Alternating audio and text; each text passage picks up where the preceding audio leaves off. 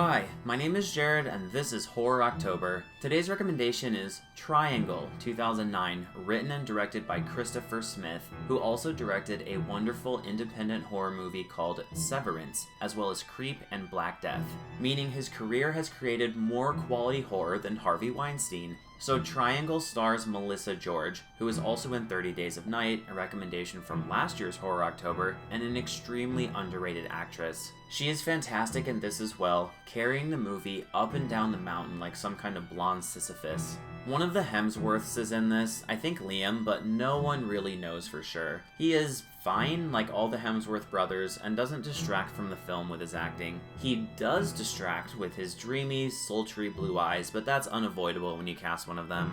Alright, so we've discussed the cast of the movie extensively, maybe even too much, but what's going on in the plot of the movie? Triangle starts out with Melissa George playing Jess. She is getting ready to take her autistic son on a boat trip with her friend, Greg, when she hears the doorbell outside. Who could it be, interrupting the opening scene of our movie? Turns out, no one.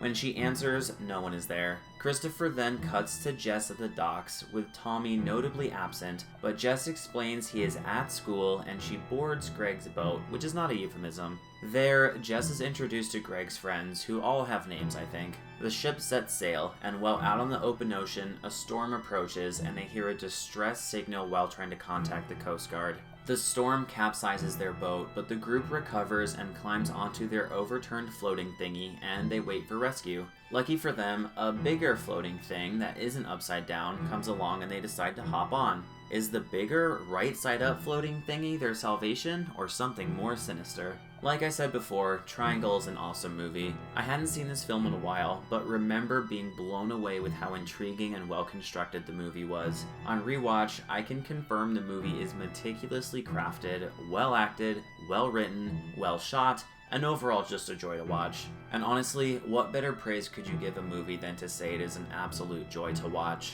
I don't want to say too much about this movie, as the mystery is a huge part of what makes it so entertaining. Just go watch it, it's excellent. Triangle is not one of my recommendations that is good because it's so bad, it is just plain old-fashioned good. Alright, and that wraps up recommendation number 24 for Horror October, and check back in tomorrow for a movie about how sun-sensitive kids can lead to a spooky environment.